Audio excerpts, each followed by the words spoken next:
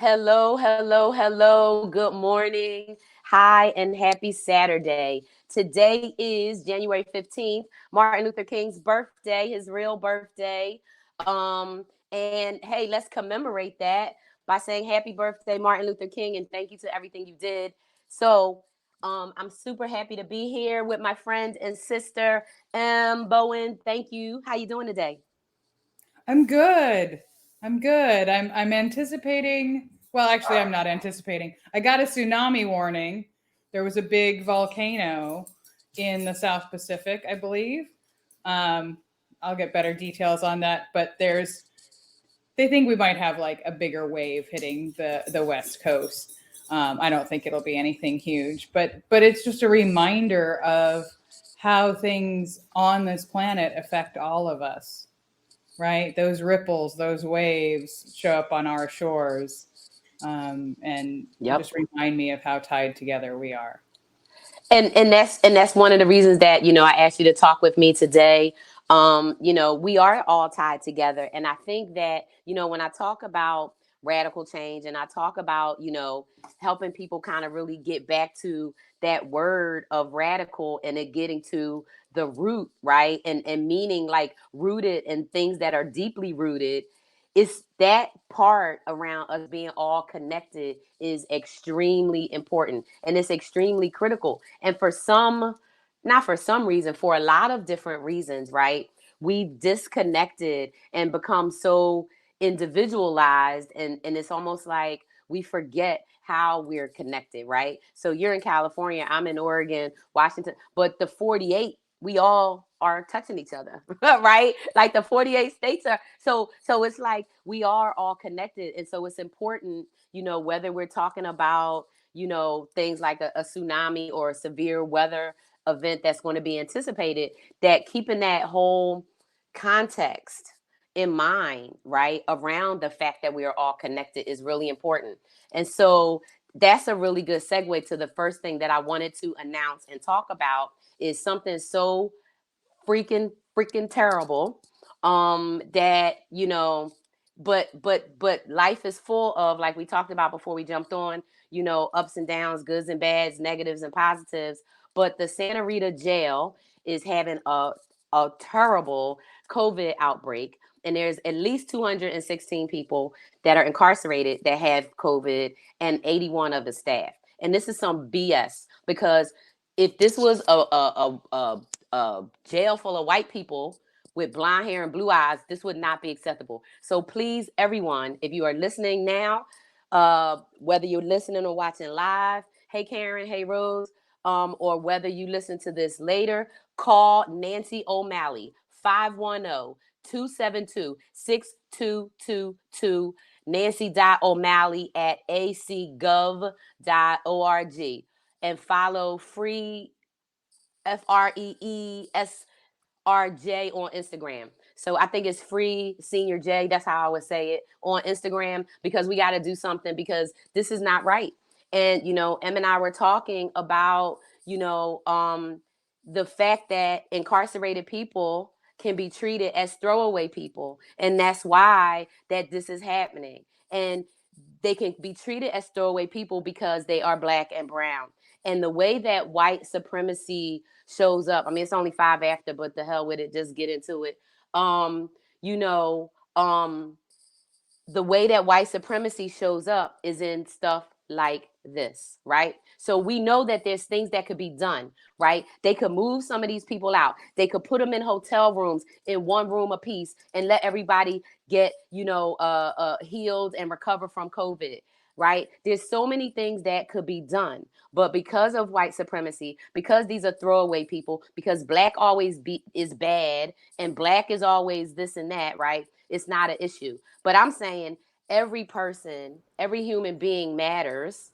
Every human being has the right, to life, liberty, pursuit of happiness. Every single person, right, has free speech and everything else. And so then we need to stand up as human beings for other human beings who can't stand up for themselves. So you live in California, you live in Yeah, this is Oakland. actually How my far is county. Santa Rita? Okay, so tell me This is my county. geographically. So So I'm in Oakland, Okay. and that jail is in Dublin, California. So Alameda County has had really good numbers through most of the pandemic, and we're just now joining the rest of the nation with extremely high numbers. And we need to have plans in place anticipating this in places where we have highly concentrated populations.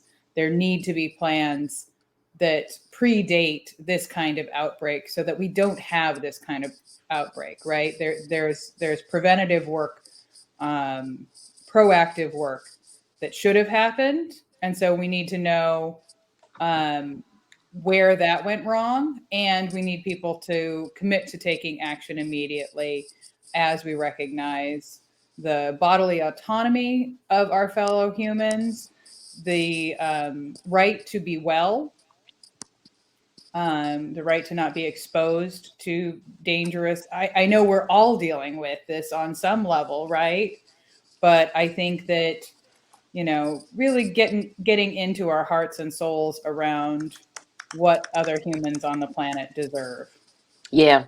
And the right to be well. I was trying to write that down so I don't forget it. The right to be well. I mean, we are like literally, right? Especially in a situation where it can be prevented. So so I want people, so this is what I want everybody to do. If you are listening, if you are watching or whatever, right now you need to go on all of your social media, all of it, and share this. So you can copy and paste what I put in the chat, share it on all your social media, your Facebook, your Instagram, your LinkedIn, your whatever. That's what you can do. The other thing you could do is you can copy and paste this and you can send it in a chat to all of your friends and family so that they can call Nancy O'Malley. The other thing you could do is you could start a what you call, what's the word I'm trying to say, an email.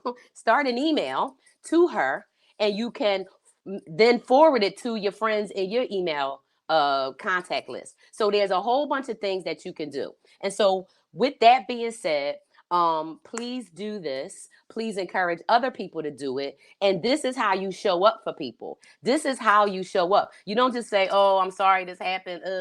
You actually do something. So I want to see people care about these people, right, that are in Santa Rita jail, because they are people. And so care Right. about them. What if it was your son, your cousin, your friend? What if it was you? Now, I know that I don't know how many people know people that have ever been incarcerated.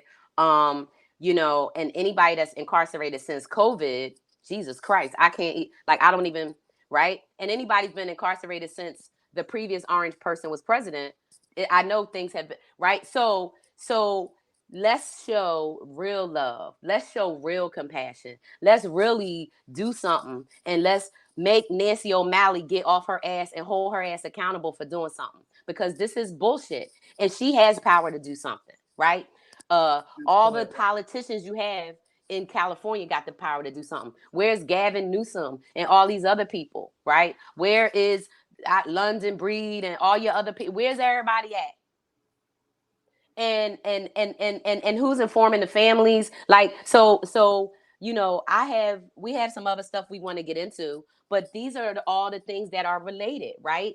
And the radical change and the root of even why this is happening goes back to patriarchal white supremacy. The reason COVID is running rampant still, and we will never get rid of it, is because the previous orange president, back in November of 19, when they said, "Oh, we can stop this, all we got to do is send 5 masks to every household and every PO box." And the orange jackass said, "Oh, just let it run through." So here we are. How many people have died? We know more than 2 million people have died. I don't give a shit what CNN and the CDC is saying. I know that more than 2 million American people that live in our country have died, and more are going to die, unfortunately. But at least now, we have, at least most people have hopefully the second vaccine. If not, some people are starting to get their third one, that they won't die from COVID, hopefully, right? But that's Right. if they get treated. That's if they don't have other conditions, right, that are respiratory or other related, that's not going to make the COVID worse. So I don't want to spend the whole time talking about COVID and politicians and incarcerated people, because I get so mad. Like, I'll be cussing up a storm.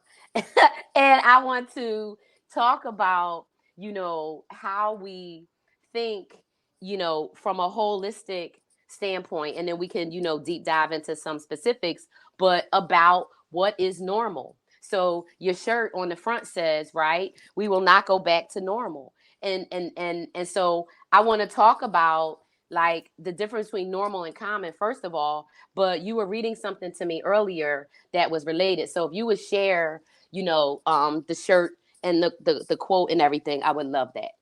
Absolutely. Thanks, Vonda.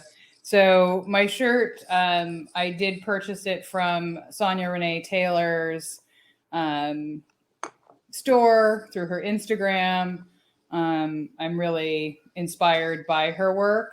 And actually, this quote from her was attributed, so we can talk later about why this is problematic, but it was attributed to Brene Brown because actually Brene Brown brought Sonia Renee Taylor into a larger global awareness, right? Okay. Because Brene has this platform.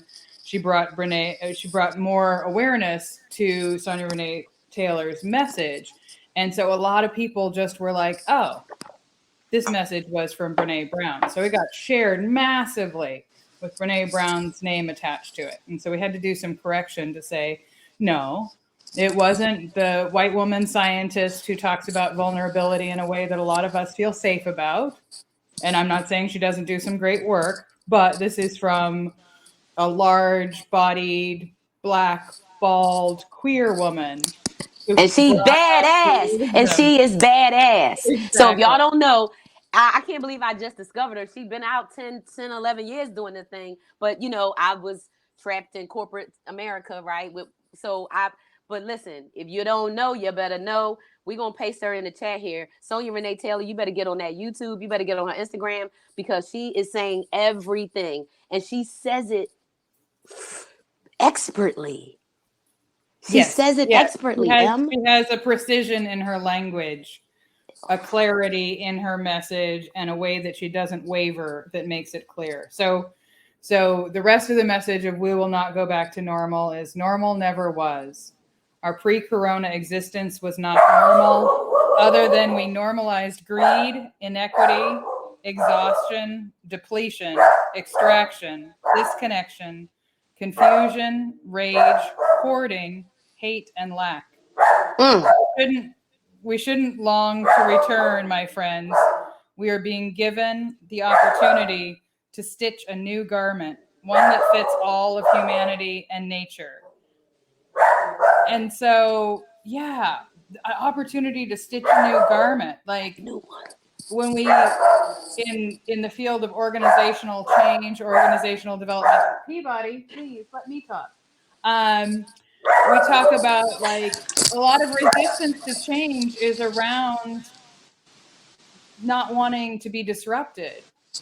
And so one of the cool things that I keep saying when I show up in these conversations in the industry is everybody's already disrupted. Like that was the thing that got in the way of us getting people to shift out of the status quo was okay, they're all kind of stressed and they don't want anything else to change. Well, everything's changed. So this is the perfect time. We're all disrupted for us to say, like, how do we want to reconvene? How do we want to treat each other? What shared stories do we want to be living in? And I want to thank Karen for dropping in the chat here information about Pamela Price, who is running to replace DA O'Malley, right? In Okay, good. regard to the Santa Rita jail. We have people who are showing up to represent humans, to represent humane treatment of people, and to give voice to the Black women in our community. And so this is another important place. Take action today and make sure you're tracking who you need to vote for so that when we're assuming that people are being treated fairly in our communities, we're assuring that we're making that decision. We're participating. Absolutely, absolutely. So take action, um, and do it now. Right? Don't wait. Right? Because Yeah. people's lives are in jeopardy and their health is in jeopardy. So even if everybody is vaccinated in there, they're still going to be less healthy than they were before, because yeah, right. Everything Yeah. that happens to us, and it's a virus. So a virus is going to deplete some of the things, right, that Yeah. are going on. So yeah. So okay. So that's number one. And so with that, right. And when we think about, the whole, normal and not normal, and common versus normal, right? Things like this tragedy happening right at this jail, there's multiple layers to even how we even got here. And one of the things I think that helped to transition from a bad place to a new place, I think it has to start with self-awareness, right? And Yes. being able to understand and know who you are. So with your work, right, and having been a massage therapist and a coach, and in that field for a quarter of a century, how do you see um individual, like, self-awareness or getting to know yourself show up differently in white people, right? White women, right? Especially in spaces where you're trying to collaborate or you're trying to work. So you and I've had some conversation, and Alyssa and I, and I've had conversations with, most people in my circle around really trying to understand some of those nuances and some of those things where people don't see themselves as a whole, complete, full, valuable being. And so when they are interacting and relating to other people, they're still operating out of these patterns of real hurt and danger and pain that they are so unaware of and so blind to, that they're inflicting pain, like Buddha, Buddha, Buddha, Buddha. Like, we were talking about Sandy Hook earlier, sadly, but like inflicting pain at that harmful level. So I want to talk about, like, what are some things, first of all, from an awareness standpoint, how does that, like, what is that even about, where people can't recognize, some things, and then be able to say, I need to show up different. I need to look at myself in a different way. And I know Thank that's a you. lot, It's but a do the lot, best you can. but Yeah, but do the it's best you can. but we don't have conversations about light throwaway topics, and I Right, appreciate. right. I saw something today that was talking about how women couldn't get a business loan without a man co-signing on it until like 1988, right? 88, 88, Yeah. not 78, not 68, not 1888, 1988. Yeah.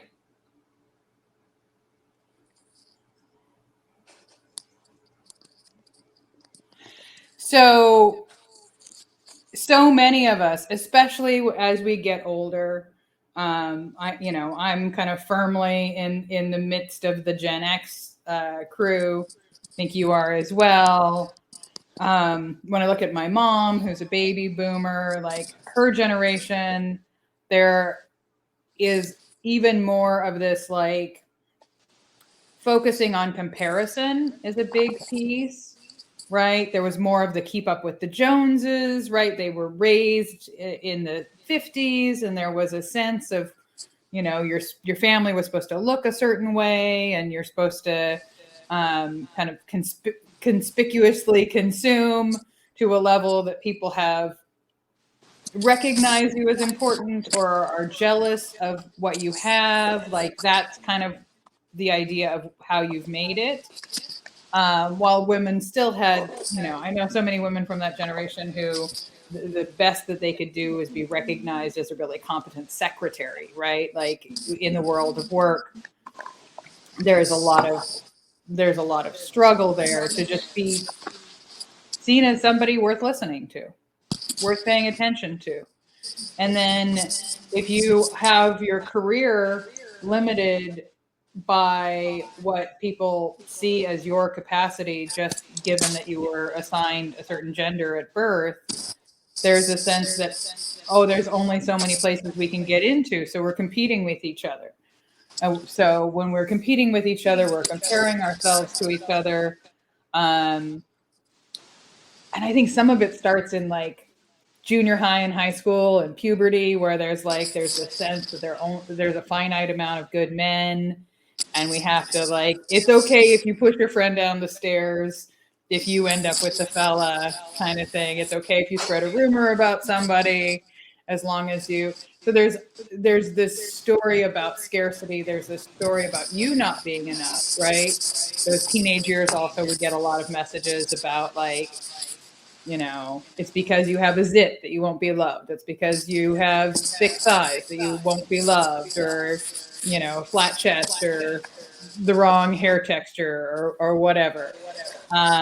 So I think that there is a lot of messaging that's come in from our culture, our community, our families. Now, that doesn't mean that everybody has that same messaging, but it's kind of the water we're swimming in.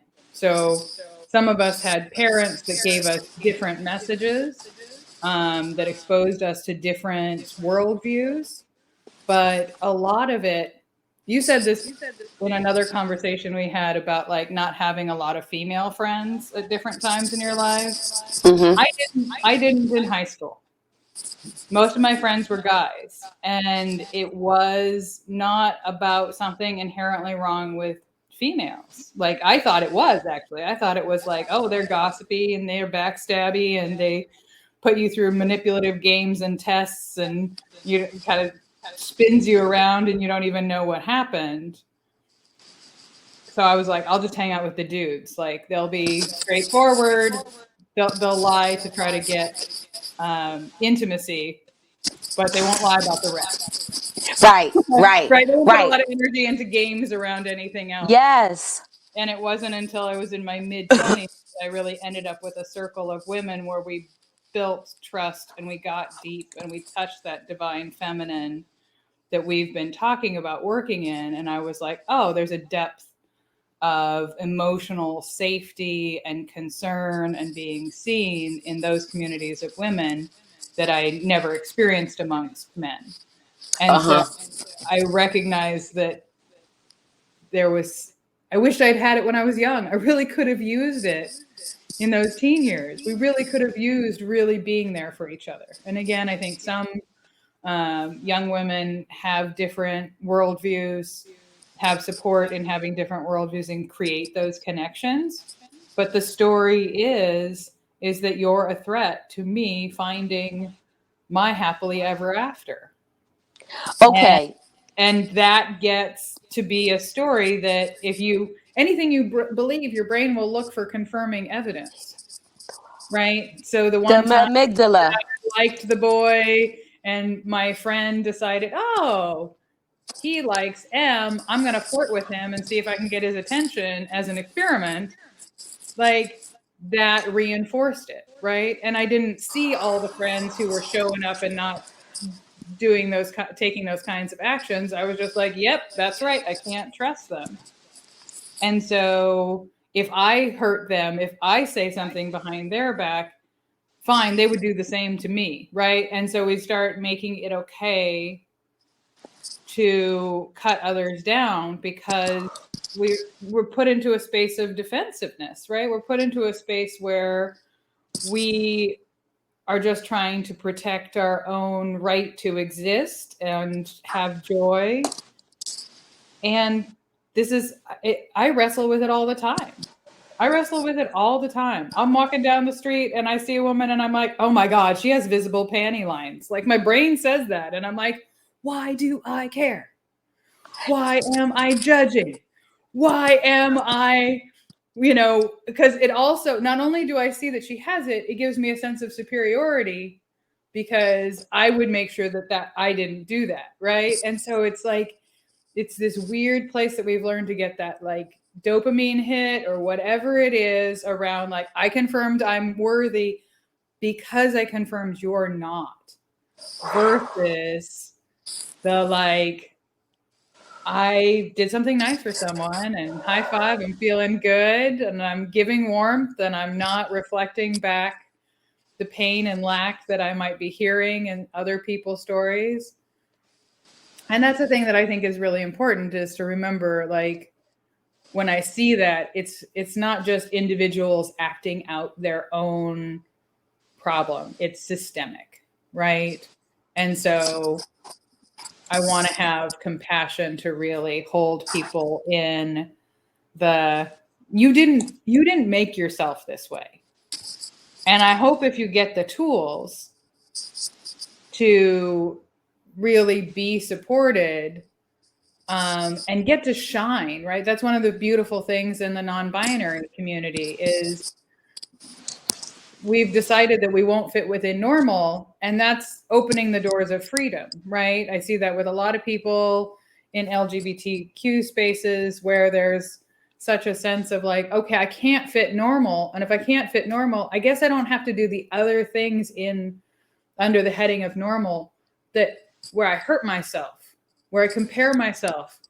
I told you about an image I have, that comparison that shows like a bamboo next to an oak. Like, Yes. why would bamboo feel bad about not being an oak? Why would an oak not feel good about not being bamboo? Right? Like, everything is, we have this space, but we've been told to conform to one idea of success, one way of presenting as succeeding. And then we cut off parts of ourselves. We cut off my arm to fit into this box. I wear clothes that don't fit me and don't fit with who I am, right? I feel shame, and it hurts me, and I hurt others. Like, this is a huge thing to get around, and it's living in our bodies. There's so many people who don't feel like they're fully inside of themselves and in harmony with themselves, and speaking from a place of being well taken care of. So yeah, there's that in a lot of white communities, and it's not limited to white communities, because Right. we're all living in our dominant culture, whatever country we live in. If your dominant culture has a white body supremacy delusion, right? I'm going to match up Resma and Sonia Renee Taylor's words, right? If we're living That's under that, awesome. if we're living under a patriarchal hierarchy, if we're living under, then we're taught to hurt ourselves rather than celebrate ourselves. And I think that one thing that, again, not true of everybody, but I've seen with more Black women, is, you can't fit into some of these norms. And if you can liberate and love yourself, you can shine so bright, right? And there's a sense of like, well, if I'm not, I can't, the system doesn't serve me, so I'm not going to take any of its poison. Right. And that's a thing that I see you holding, and I see some other women, especially those who have stepped out of corporate culture, stepped out of those boxes. Yes, congratulations. Thank you. Good to Thank you. you. And I'm not going back. And I'm not going back. I'm No. not going back. I am not going back. Let me tell you. So I love Jackie Abrams. Like, I love Jackie Abrams. So not only is she just a badass writer, but just a badass Black woman, right? And I, when I read the book, I was like, oh my God, I hope I can meet this lady. Right? When I read the book, just like I'm like, I hope I can meet Sonia Renee Taylor, right? So when I think about Jackie's story, right, about not going back to corporate America because how harmful it was. When I read Minda's book, her second book, Minda Hart's book, I be name dropping y'all because I love these Black women. We have to And that, celebrate the people who educated us, right? okay, Because cool. when, So I love these people right here, right here. yeah. This is my crew right here, and I got other books. But when Jackie was talking about not wanting to go back to corporate America, when Minda's talking about trying to heal from this racial trauma that is inflicted upon you in corporate America, and we're talking about, like, because of this conditioning, right? Whether it's white supremacist delusion or whatever, right? The way that it shows up in people is the way that they to your point, right? It's the way that the body has kept the score, right? It's the way that Yes. we've been but we have to get to, or white people have to get to, all people have to get to a Yeah. sense of self-awareness about who they are, right? So I mean, so many things. I was thinking like, damn, when I started off, I said, okay, I'm starting off hitting them in the head a little bit. But then you just like took it. I got this many notes just that fast. So I'm like, okay, we got stuff to say. We got stuff to talk about. So the first thing that is coming to mind is like when I think about my life as a young person, when I was in high school, that's when I had a whole bunch of girls around me. And I had, Josephine and Pat and Lisa and Teresa and, and we was tight. We would have never tried to take somebody else's man because black people don't roll like that. So for the most part, because if you are around in a black community around other black people, and I grew up in Philadelphia, and Philadelphia is like 40% black. So I went to a black school. I had black teachers.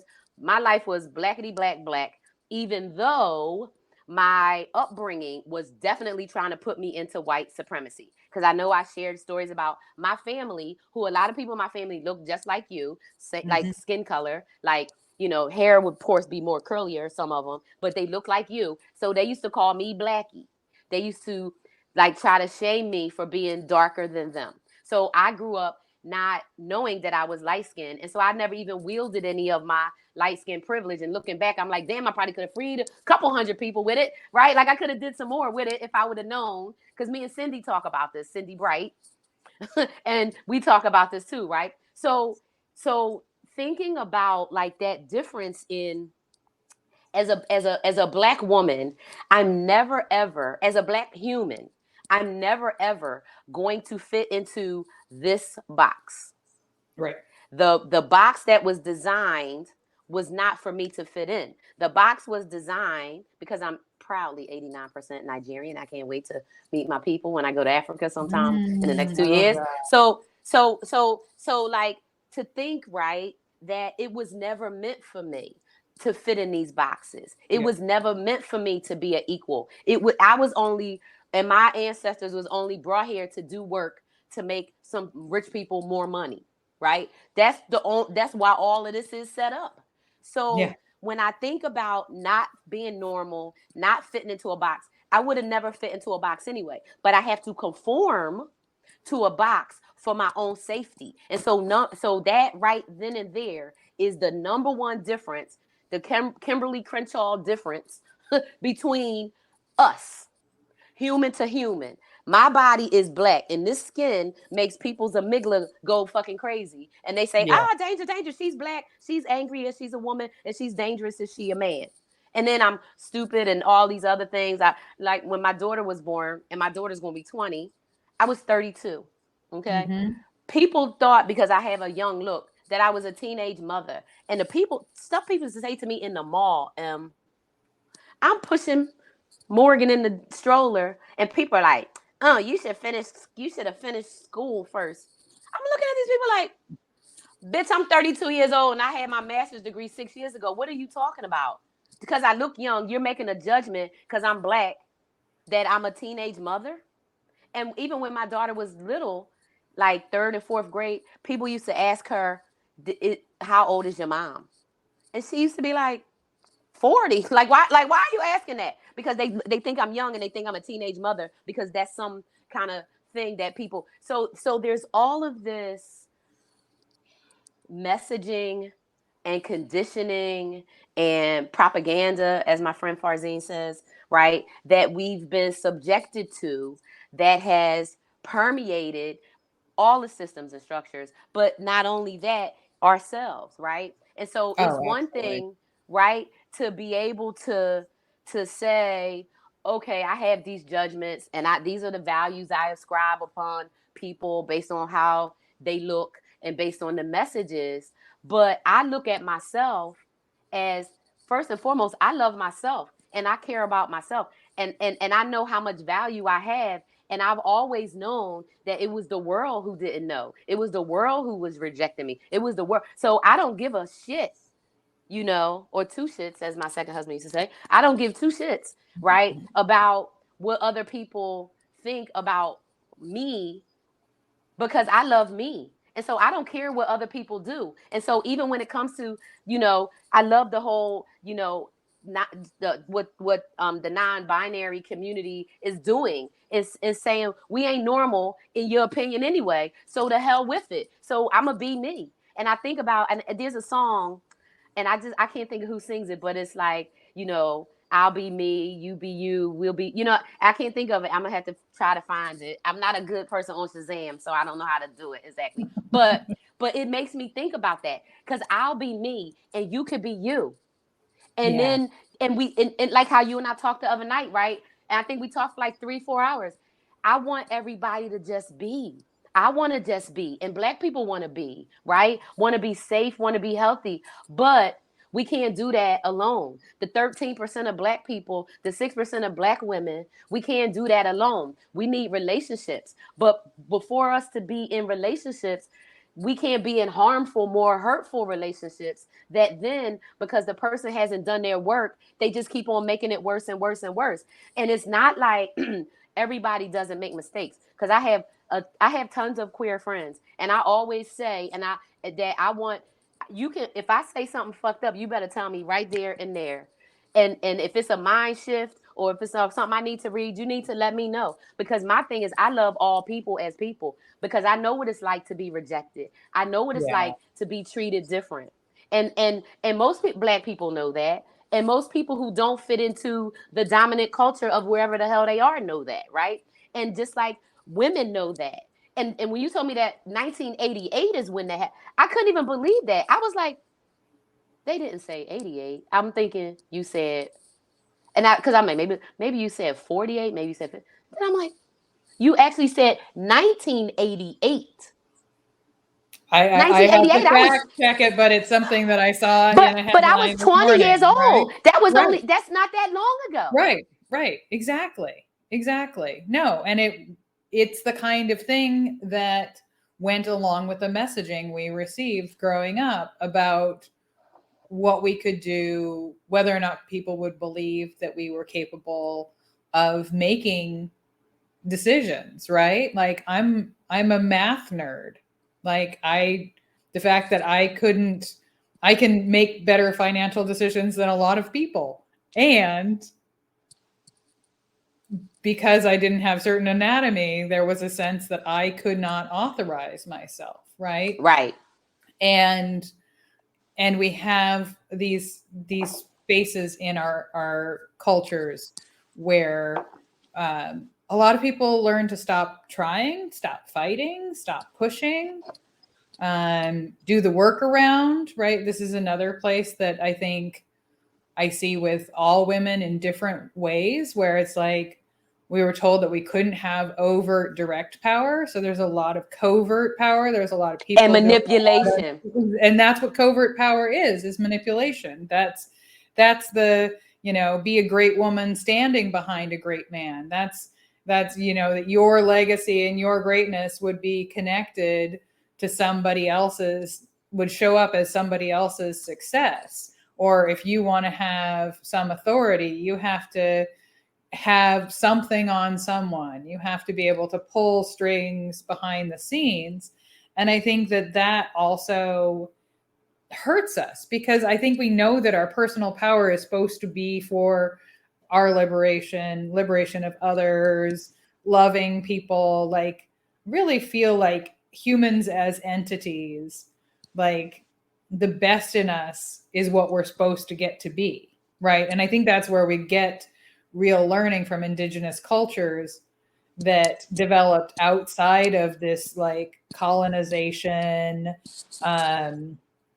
empirical, empire building kind of norm of like, how do people share and celebrate? How do we show up in a way that, me loving myself, you loving yourself, makes a space where we can just be, and that other people can show up in that kind of beingness. They can feel it. We have mirror neurons. The more regulated your nervous system is, the more regulated my nervous system is when we're together. And then when we learn those self-awareness skills, we can bring it deliberately. And so that's a huge piece. Whether people can get self-awareness in a lot of places, right? Like a popular place for a lot of us is therapy. So whether it's Jungian or Freudian or narrative or whatever school of thought, there's a lot more somatic Behavioral, practices. somatic. Right, exactly. A lot more somatic practices so that we're incorporating the body more because we know that the body is holding the story.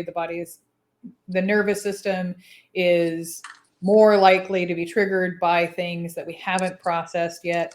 But there's things like getting massage or doing yoga. A lot of people report having great moments where they're like crying at the end of a yoga session in a meditation I space, right? always wanted to do that. Right. I'm jealous of people when they get to do that because I can't cry. Like I'm not a crier because I used to get beef for crying, right? Like shut up or I'm gonna give you something to cry about. So I'm not a crier. And I've be looking for opportunities to cry, and it doesn't. I had to like try to watch something really sad. Like it's hard for me to cry. Like it's really hard. So when I do cry, like just like natural, like no, that means it's something like that really got to me because Right. my trauma response and my stress response to the way I respond is I go into action and I go into a mode of trying to get it Yes. stuff done. That's what I do because for me, right, my trauma was associated with like fear, right, of physical stuff happening. So I have that what they call hypervigilance and all that kind of stuff. So for Exactly. me, I'm always ready. So literally nothing gets me off my game, right? The worst thing can happen and I'm gonna spring into action. Like when I cut my foot and literally capillary, like it was nasty. I was like, okay, boom, boom, boom, wrap it up. Like I'm not panicking. I'm like, okay, 1, 2, 3, right? So Do that's you how feel present and grounded when that happens? I'm curious just because some of us, I know, right. I was going to say, I dissociate and my superhero I comes come in. out. Yeah, that superhero come out. Look, That superhero that doesn't have any feelings, that isn't vulnerable in that way, she comes goes, and but takes care of business. take it, And TCB. then like several days later, I drop back in my body. I remember an experience in when I was 18 where I asked my mom, I was like, "Can I see your therapist? Because I think I need to cry about a huge trauma that happened." But while it was happening, I was taking care of everybody and in superhero mode. So it's really Yep. important to recognize that superhero mode it's so good to know that you can count on yourself doing that. And what if you could still be in the room? What if you could still be in your body?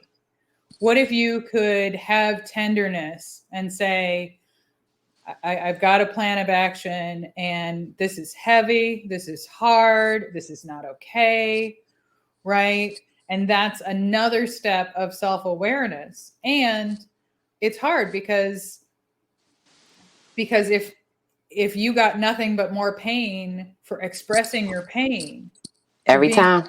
be in those tears, like that's something where it's like I look forward to the day where you're just like, I just was crying all day. Someday you're I gonna had to go call to me back. Ecuador. Yeah, right. I had to go Right. to Ecuador. I had to go Yeah. to Ecuador to cry.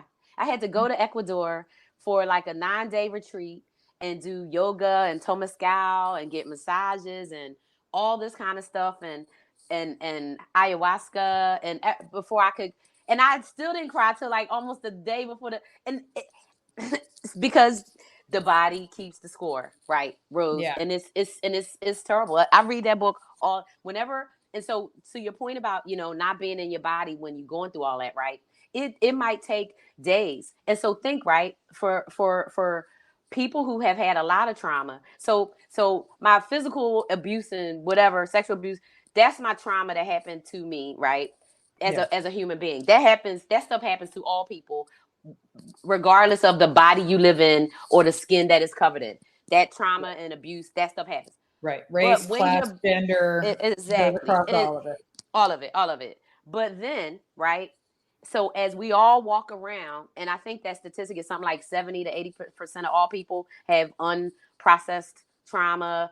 60% of all people have scars that from abuse, like that never got healed or whatever, like visible scars on their body. People are walking around in pain. People are walking around Yeah. hurt. people are walking around in such pain and hurt that they're inflicting it on other people in massive ways. And so when you think about, like, especially when white body people are interacting with black people, brown people, and especially queer people of color, because, if you're a white gay man, right, we talk about this, and I was reading something else about it last night. Like, you get to be dominant and then stay in the dominant culture, and just because of the way you look, and your, the way your body was made, you get to dominate and rule. Right. And It's then totally arbitrary, but it's who set up the arbitrary. system to be advantaged. Yes. Right. And so then when you're talking about, and I think, when we're talking about the relationships and how things go, because we're talking about, having male and female friends as a kid, right, and younger and growing up. So I had that really strong group of tight girlfriends, right, in high school. And I remember the night we graduated from high school, bawling. I mean, we was crying like we were at a funeral. I remember, like, like ugly cry, like, that's probably one of the few times I did get a good cry in real life with people, was the night of our graduation. And since that time, right, everybody kind of goes off. Some people go to college, some people go into service, some blah, blah, blah, do their thing. But then those relationships over time, depending on what's happening, are you dating? Are you trying to get mad? Like, then things get complicated. But for me, I spent so much of my time, in corporate, right, and in the workplace. That's where a lot of my relationships with white women and with white people really grew, because I went from, I've always worked in corporate spaces and corporate settings in corporate America. I worked at all the, tons of big, and so the people who are there in my circle, right? They don't look like me because I'm the one. I'm the Right. only. I'm the first. So it's me, and it's a bunch of people that look like you, Yep. and there's me. Now, what happens is, though, that even when you move those relationships and those dynamics, whether you're talking about professional, personal, right? We still bring ourselves with us. And we Yes. still bring our hurt, our pain, our history, our perspectives, or whatever. And if we haven't dealt with that garbage, we are like shooting it out, right? And it's like, it's spraying out, and it's like damaging other things. I've been going to therapy for years. I told you, I was telling Aziza yesterday, my friend Sharon and I, when we were in sixth grade, because her household was bad, abusive. Mine was bad, but mine looked great on the outside, and nobody would have known because, my family had money, and so it looked good, right? And we used to always say, damn, I can't wait to make enough money to lay on somebody's leather couch. We were saying that at age 12. So at age Right. 12, You wanted to be in therapy to I wanted process to the be on stuff you somebody's were couch experiencing. saying, because I know I'm jacked up. Because if I have my mother treating me like this, and I have people gaslighting me, I'm being abused by my stepfather, I know I know this is not normal. Right. I know it's not normal. I know it's happening to me, but I know that the world is different, and things are going to be better, right? And so for me, none of what was happening to me defined me. None of what was happening, it defined those people that were doing it. It defined the people that were letting it happen. So I never was this like victimy type of person. And I remember years later, I think Morgan was little. We lived in Delaware, so yeah, she was little. And I remember going to a therapy group, and it was a group of like women, and it was women and non-binary people. And this was maybe about, maybe 10 years ago. And it was all of us had been a victim of some sort of assault. Right. And I was the only black. It was me and one other black person, but I was the only. I was kind of maybe the person that people were like. It was almost like the group kind of was so.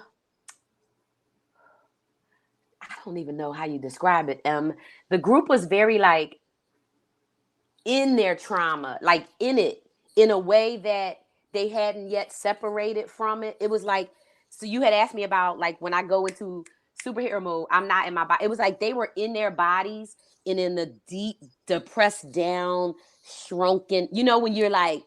like, Right. right? And here I am like this, because this is just how I am. Because I've never, no matter how bad that stuff was, I didn't let it make me not love me, or like I just didn't let it get me. I think that's one of your superpowers, right? We talked about this the other day where it's just like, I love that about you. I love that even as a child, you weren't willing to eat any messages that anything you experienced was your fault, right? Or Because I because there knew was those people were something wrong with, crazy. right? You knew you had this vision. And unfortunately, so many of us have the experience where somebody disrupts our story about ourselves to an extent where then we become a sponge for all this messaging about that. And I would also say, like, when you're in that trauma group and people are just like in it, so often I try to remember too that it's a surprise for people to find themselves in spaces around pain and victimization a lot of the time. If you grew up in it, you're not surprised to be there. It sucks, but you're not surprised. And you still know that it has nothing to do with you. It has to do with that other person acting out their own trauma, their own Their pain, own trauma. right? But for a lot of people, it's the first. It's the I thought I was good until how did I end up here? How is this my mistake that I made? How have I become this person when I used to judge people who were in this situation, right? Like, I used to judge people for being in abusive relationships because why wouldn't they just get out? Like, you could see they were suffering and they wanted to get out, but they'd get out and they'd go back in and all of that. And I was like, come on, like, love yourself more. And then I was in an abusive relationship. Me too. And I was like, oh, this person has like this skill set, this manipulative skill set, this gaslighting, this playing with my mind that's got me spun around. I'm apologizing for hurting your feelings by telling you that you hurt my feelings, right? Like, oh my gosh, like, how did we end up here? And it's very disconfirming to the identity that we want to hold about ourselves, right? I think about, like, you can be a labor and delivery nurse and you see people giving birth every day and none of this is new for you. But if this woman is giving birth for the first time, it's all new for her. And if you just go, oh, this happens every day, like, it doesn't happen every day for her. This is a distinct, extreme event in this person's life. And if we don't hold some understanding that they're in that context, while I'm in the context of everyday job, they're in the context of this has never happened. I don't know if I'll survive it. Are there any other options in this moment? Right. So there's something about recognizing the context, and that doesn't mean that we're diminished if it's our everyday life or our everyday experience, or we have a lot of capacity and facility in dealing with it. But I think there's a space for deep compassion for people who, like, I grew up in a family where there was lots of drama, there was lots of challenge, there was big family with lots of events, right? And I married into a family that didn't have that. And then when some major things happened to them, like, they came undone. And I was like, oh, right.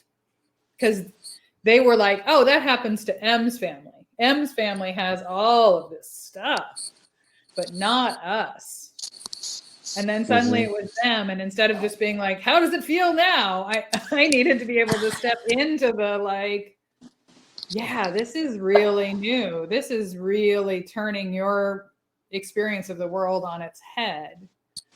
And so I think the deepest compassion is when we can see that we're all where we're at, right? And my self-love comes from knowing that I'm where I'm at, that there's plenty of stuff for me to work on. There's plenty of moments where I'm like, did I really want to celebrate myself by eating half a pizza, right? Like, is that the best way to celebrate some meaningful thing? Why is that my default? I want to do something better. Not for you, not for your opinion of me, for my opinion of me. Right. For my opinion of me. There's a great saying that one of my teachers once had that said it's better to do your own dharma poorly than someone else's perfectly. And that means I got to walk Yeah. my path. Even if I think I could walk your path for you better than you could, it's not my path. It's not mine. So having compassion about, like, when I get frustrated by people, it's always my cue to come back to, like, okay, what is this telling me about myself, what I'm tending to, what boundaries I'm setting, what I'm attracting, and can I be compassionate that they may be a beginner on something that I'm an expert on, and they're going to be an expert on something I'm a beginner on. Mhm. And that's Mhm. where we come back to, like, each human having value. And I think that all too often it's like, why are people being bad or disappointing? Oh, but that makes me higher than them. And it's like, we're just messy humans. This is the rich And tapestry of interaction we get to have. And the more we know ourselves, the more autonomy we have, and the more we can own what we're doing. We can have that response ability. responsibility, exactly. So if you had to say, I like to do things in threes, but I know it's kind of hard for people sometimes. But if you had to say one or two, because see, for me, right, and I talk to, black friends and white friends.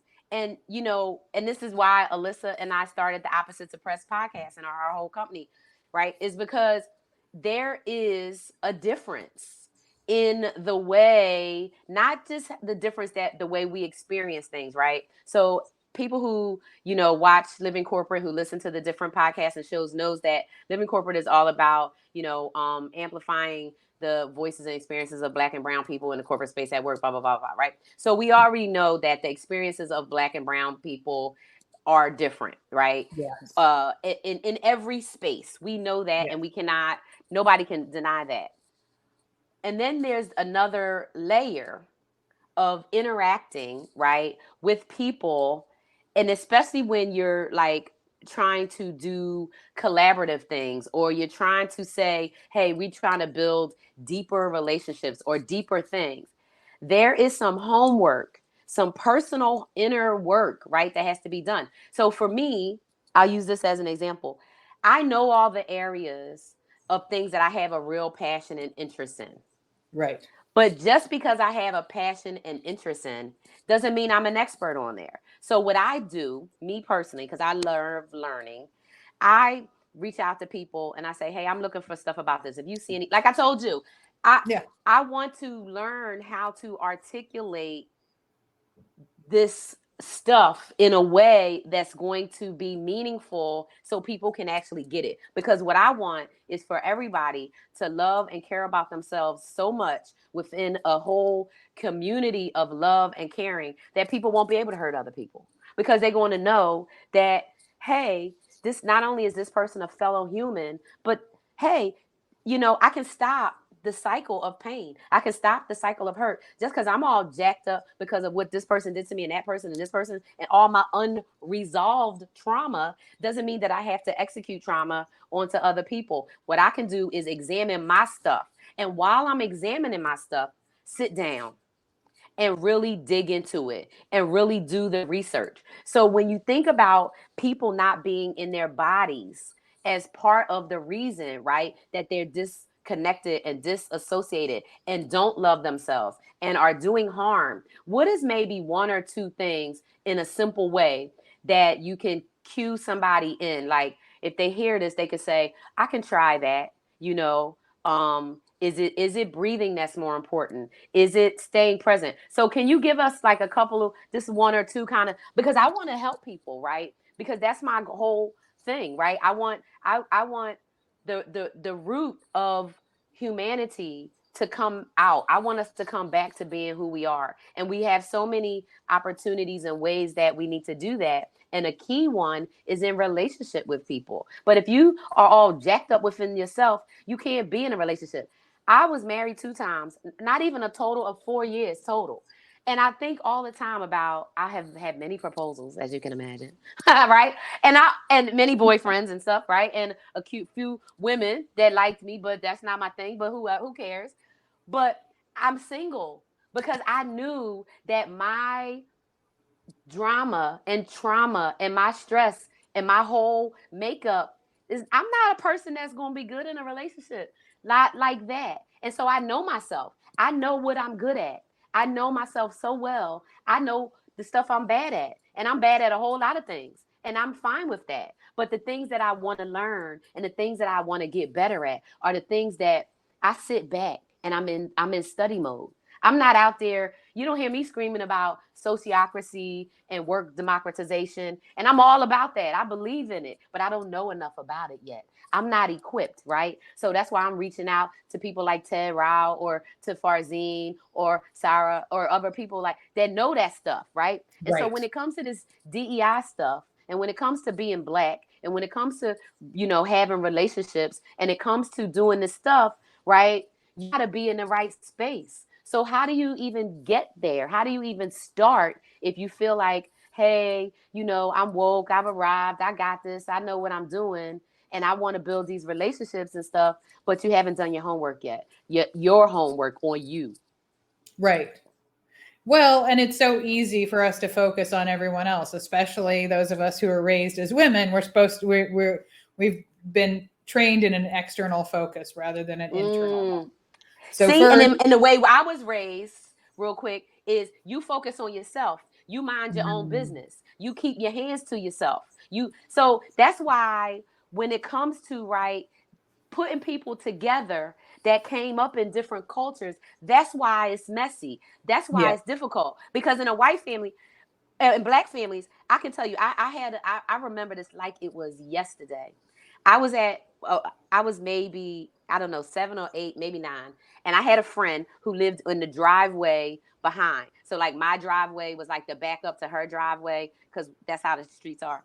And I remember she had a plate of food, and something was on there that I wanted, and I picked it off, and I took it, and her mom told my ass off. You don't touch nobody's plate, whether you ask or not. Boom, boom, boom. And I was like, oh my God, I'm so sorry. Blah blah blah. She said that's white people shit. You keep your hands to yourself. And I remember thinking like, huh, right? And so fast forward to why Alyssa and I even started having these conversations about the differences in how you grow up and the difference in culture, right? Like those kind of things that a lot of black people, that really wouldn't ever happen in their environment, because you do not touch other people. You keep your hands to yourself. You mind your own business. If Susie is digging in her nose, that's on her. If Mary got a boyfriend, that's on her. If somebody's husband cheating on them, that's on them. You mind your damn business and focus on you. Now, if you call me up and you say,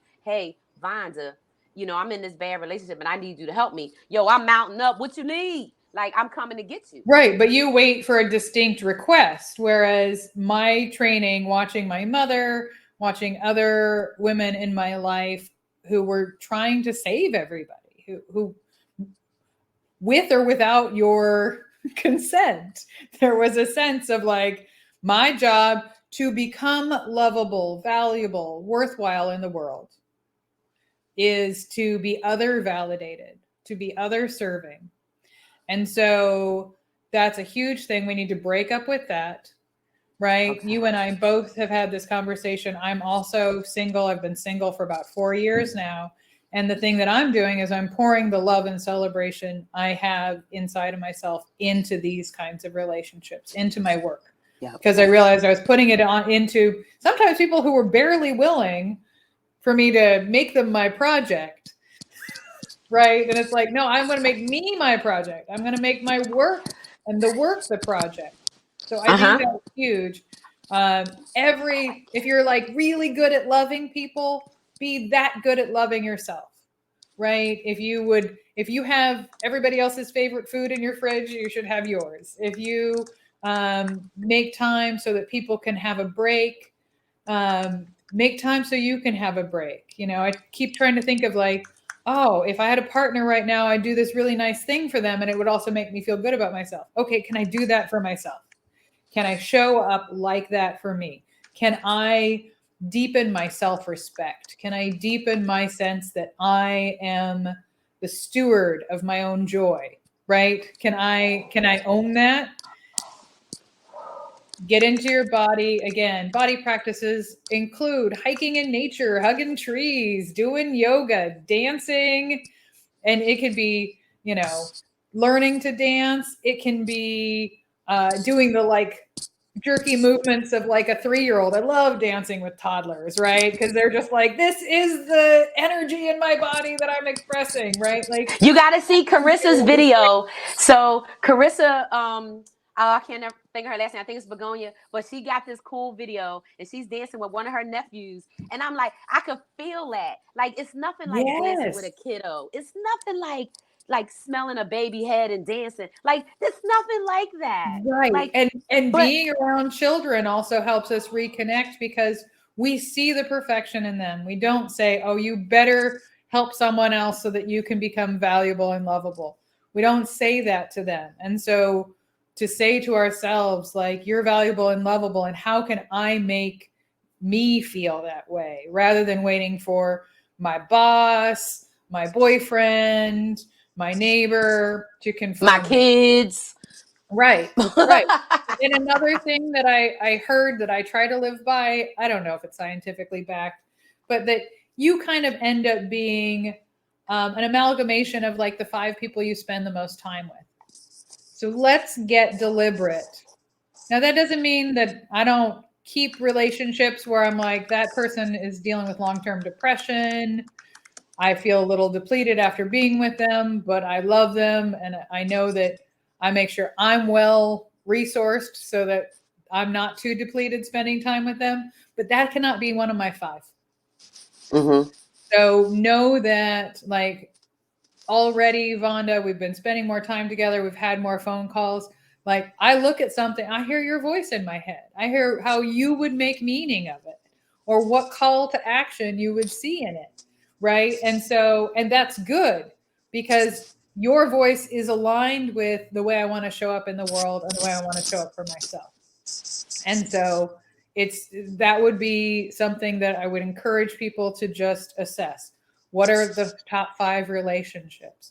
And then with other people or together, this could be a great group work, is for people to look at, like, where are the places am I stuck in loving myself and loving others? Like, where are these stories? Like I referenced the story from the girl in junior high school flirting with a guy I liked. How is that still living in me? How am I still maybe like, I want to introduce this really beautiful, fun friend of mine to somebody who I'm romantically interested in? What part of me still is like, yeah, she's a risk, right? Where am I still carrying that story based on where I've been hurt? Right? Because our brain does that. Our cognition is around like avoiding things we're afraid of. And so we start creating that.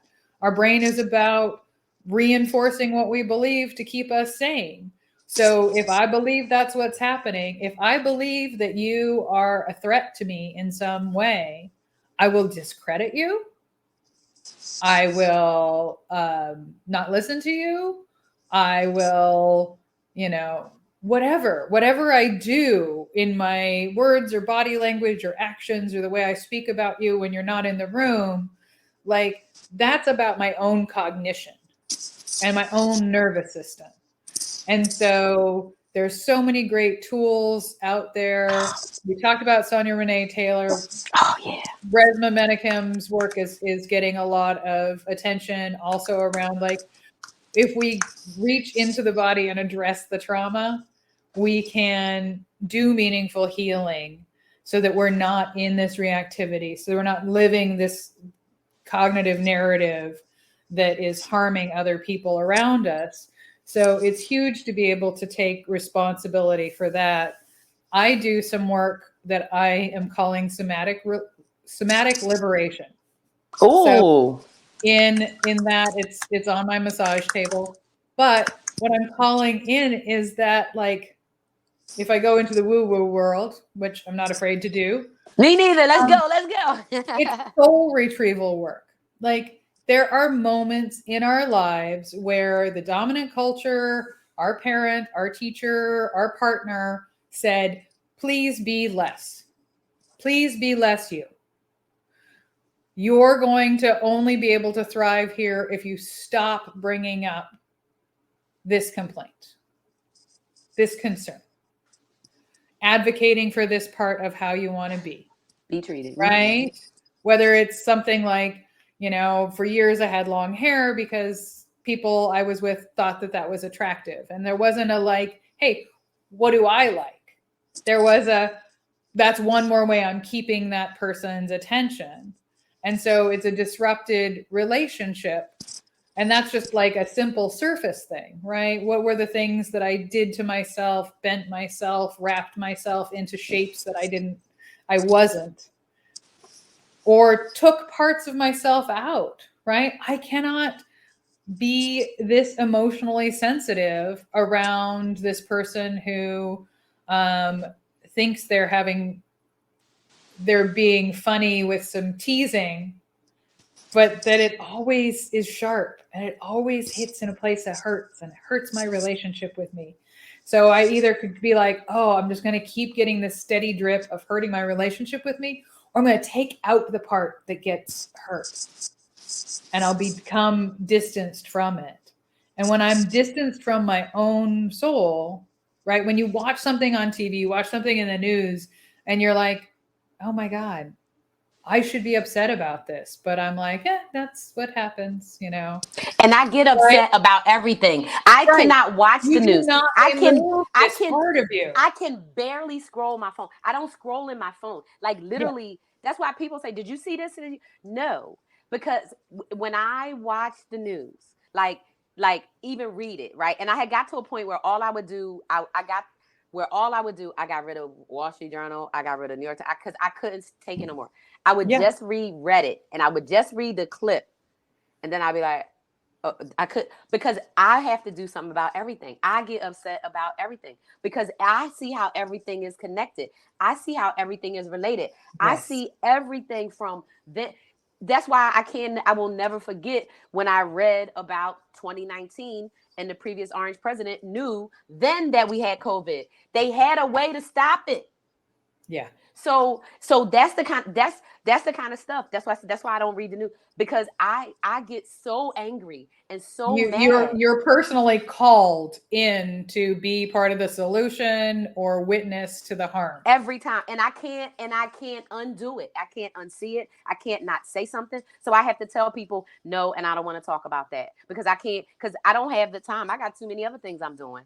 I don't have time to be mad about every damn thing. But then when I saw yesterday, from an attorney that I respect, about the jail, I was like, oh my God, now I have to do something because you told me about it.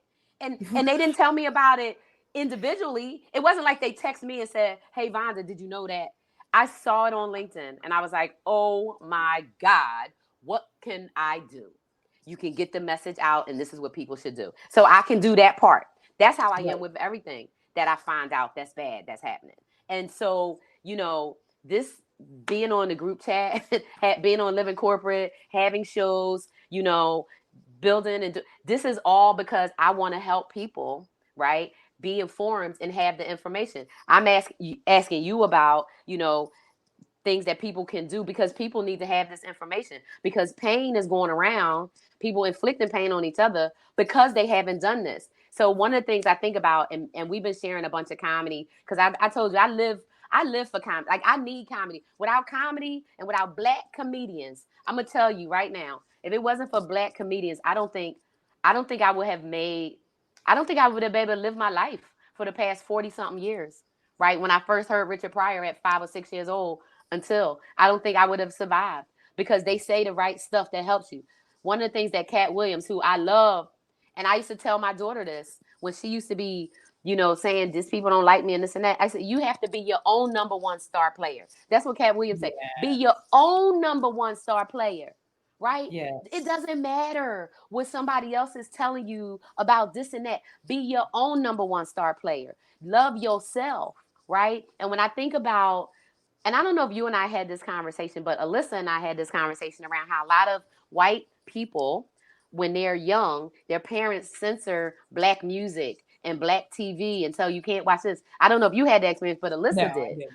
Oh, good. So that's a big difference. So black people because you have been exposed, even if it was because you watched the Cosby Show, or you watched Living Single, or you watched Moesha, or what, I don't care, the Parkers. If you had some exposure to say, no, it's not just the stuff I see on the news with they showing the same clips of the same neighborhood on fire and the same shooting, and it's not. This is not really it. Black people are deep in depth, depth filled, brilliant people, just like all people are deep and depth filled, brilliant people.